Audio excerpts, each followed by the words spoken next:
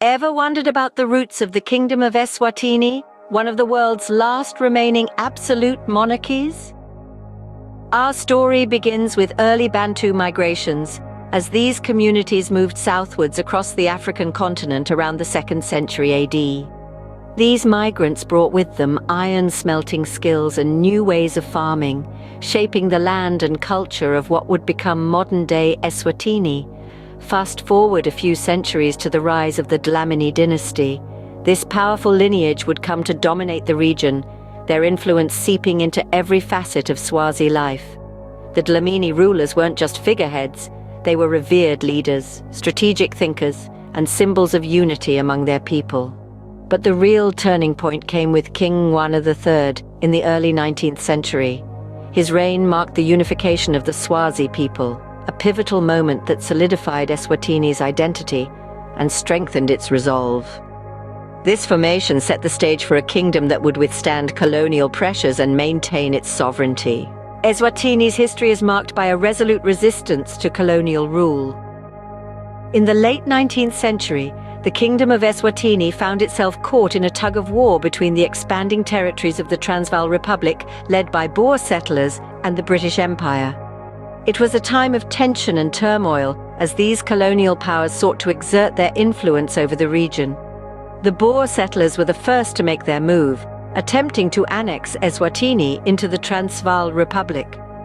But the Swazi people, under the leadership of King Mbandzeni, resisted. They knew that surrendering to the Boers would mean losing their land, their autonomy, and their way of life. So instead, they turned to the British, hoping to find an ally in their struggle against the Boers. But the British had their own agenda. They offered protection, yes, but at a cost. They wanted control over Eswatini's lucrative mining rights and a strategic route to the Indian Ocean. What followed was a complex dance of diplomacy and negotiation. King Mbandzeni and his successor, King Bunu, played a delicate balancing act. They sought to preserve Swazi sovereignty by navigating the competing interests of the Boer and British colonial powers. But the pressure was relentless. The Convention of Pretoria in 1881 and the Convention of London in 1884 formalized British suzerainty over Eswatini. Yet even under this arrangement, the Swazi kings managed to retain a degree of autonomy, maintaining internal self-government and traditional authority over their people. The colonial period was a time of upheaval and hardship for Eswatini. The kingdom was squeezed between the ambitions of the Boers and the British, its land partitioned, its resources exploited. But through it all, the Swazi people remained steadfast. They resisted, they negotiated, and they held on to their independence. Despite these struggles, Eswatini managed to maintain its independence, a testament to the resilience of its people. In 1968, a new era dawned for Eswatini: independence. This was a momentous time, with the country transitioning from British protectorate status to a fully sovereign nation. The reins of power were handed over to King Sobhuza II, a charismatic leader whose reign had already spanned several decades. This period of change was not without its trials, however. Just 5 years after independence, in 1973, King Sobhuza II suspended the constitution, dissolved parliament, and declared a state of emergency. This was a bold move, effectively transforming Eswatini into an absolute monarchy. The king argued that Western-style democracy was ill-suited to the Swazi way of life, leading to the establishment of a unique political system. This system, known as the Tinkhundla, was introduced in 1978. It's a decentralized form of government, where power is distributed amongst local communities. The country is divided into 55 constituencies, or Tinkhundla, each of which elects a representative to the national parliament. The king and his advisory council, meanwhile, retain overarching control, with the power to appoint the prime minister and other key figures. The Tinkhundla system was intended to promote unity and limit political competition. It emphasizes consensus over conflict and community involvement over individual ambition. However, it has also faced criticism. Some argue that it concentrates too much power in the hands of the monarchy and restricts political freedoms. Despite these debates, the Tinkhundla system has proven to be remarkably enduring. It has survived multiple attempts at reform and even a few challenges to the monarchy's rule. Today, it remains a defining feature of Eswatini's political landscape, shaping the way the country is governed and how decisions are made. In the decades since independence, Eswatini has navigated the challenges of nationhood while preserving its unique cultural heritage. Under the Tinkhundla system, the country has sought to balance modernity with tradition and unity with diversity. It's a complex, fascinating journey that continues to unfold. The Tinkhundla system, though controversial, continues to shape Eswatini's political landscape today. In the 21st century, Eswatini faces new challenges and opportunities. As we delve into modern Eswatini, we see a nation under the reign of King Mswati III, the last absolute monarch in Africa. Ascending the throne in 1986, he has led the country through significant socio-economic transformations. In an era of globalization, Eswatini grapples with the challenges of balancing modernity and cultural preservation. This struggle is reflected in the nation's socio-economic landscape. Despite possessing a small, mostly agricultural economy, the country has made strides towards diversification, particularly in sectors like manufacturing and services.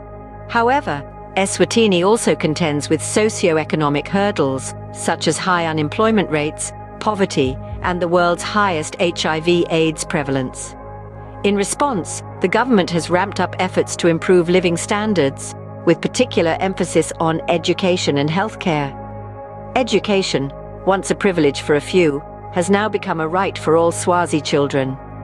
Government-led initiatives have sought to increase literacy rates and school enrollment, with a special focus on girls' education.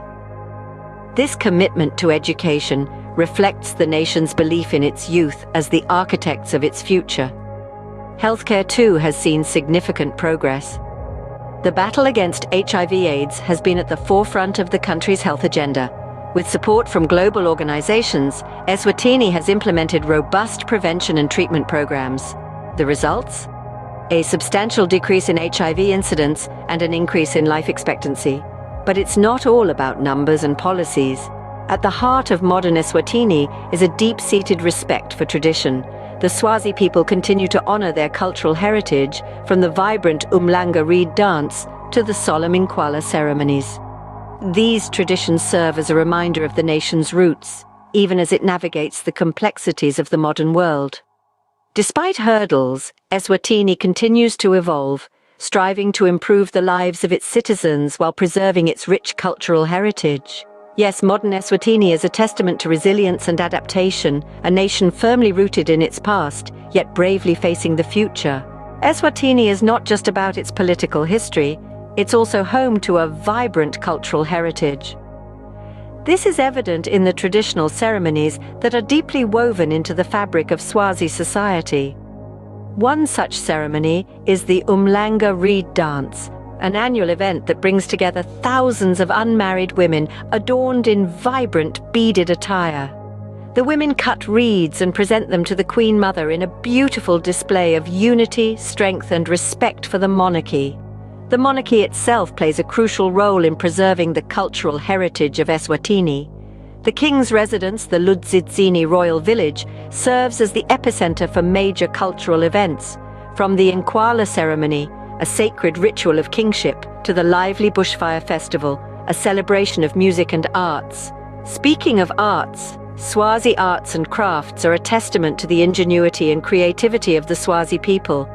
From the intricately woven baskets, symbolizing unity and the interconnectedness of life, to the delicate beadwork and pottery, each piece tells a story. These crafts are more than just beautiful objects. They are a tangible link to the past, a reflection of the present, and a beacon for the future. In the heart of Eswatini, you'll find bustling markets where these crafts come alive. Artisans meticulously shape, weave, and mold materials into works of art, passing down skills from generation to generation. These markets are not only a hub for commerce but also serve as vibrant social spaces where stories are shared and traditions are kept alive.